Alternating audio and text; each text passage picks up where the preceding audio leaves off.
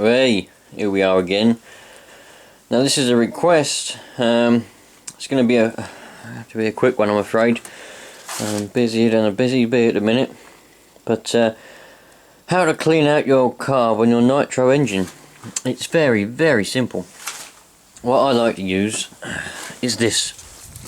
It doesn't have to be this particular brand. Other brands are probably available. But carb spray cleaner. It's not designed for nitro carbs, it's designed for petrol ones, but it does the job.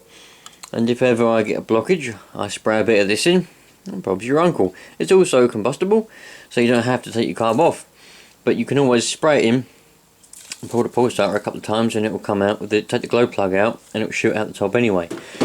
But on occasions I do take the little carb off, and on this particular model, well, they'll all be the same really, there's a little nut. Oh, you ain't going to be able to see it. Let me go and get a torch. Right, there we go. Hopefully down there you can see just underneath that spring holding the exhaust on, there's a little Allen bolt thing, grub screw thing, just under the spring. Hopefully you can see that. Not all of them have the Allen thing. Some of them have an actual nut that you have to undo. Depends on the brand of engine, etc. what car you have. You just undo that, and that loosens a little clamp, and then you can literally twist and slide the carb out. It's as simple as that.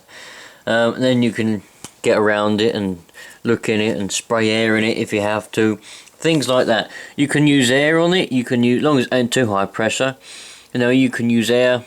You can use anything. And what happens? What I do sometimes, if I get a little blockage where you got your fuel line, what comes in and goes in here, if you take that off, and you can blow either with air or with your mouth in this little you know, in the jet there, and that might blow out a bit of dirt, or you can suck it out if you suck, or use a vacuum cleaner with a little attachment on it or something like that. You can do it like that, or if you want to you can leave that on and blow through this end of the tube. But really there's not much to these carbs. You know, they're very, very simple, so you can clean them very, very easily. Like I said, I like to just use a bit of that carb spray it in there in the inlet, and it usually dissolves any dirt and anything what shouldn't be in there, and then it just burns off as you start it up. It's very, very simple though. There's not much to it. It's quite self-explanatory really. You can even use a bit of nitro and flush it out with that, you know. If you take it off and dip it in a small bath of nitro fuel and splash it about and everything, it you know, it will slowly get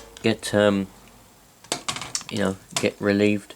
But one thing is, with this carb spray, it's got quite a pressure to it. See that? It goes quite a way.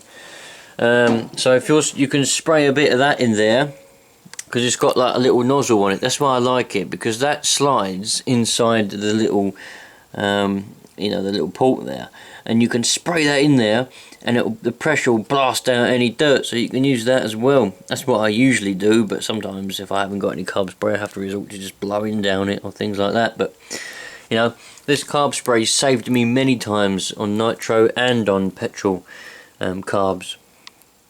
So it's very simple to do. Just go and get yourself a bit of carb spray. Any brand, doesn't have to be that brand. Any brand you want to get. A bit of carb cleaner.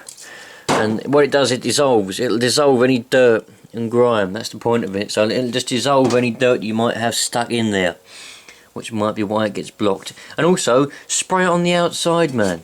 Just spray it all over the outside, yeah? Spray it everywhere. And you'll see it will clean things up. You know, give it a little bit of a couple of minutes, and you will notice it will shine things up and spark, make it all nice and clean, get all that dirt and grime off that you accumulate from ragging your little car about on dirt and mud and everything. It's good stuff, man. So that's the way I do it. Does need a bit of common sense, you know, to find that little nut down there, because everyone's different. Every engine be different, have a nut in a different place. But it's easy to do. So there we go.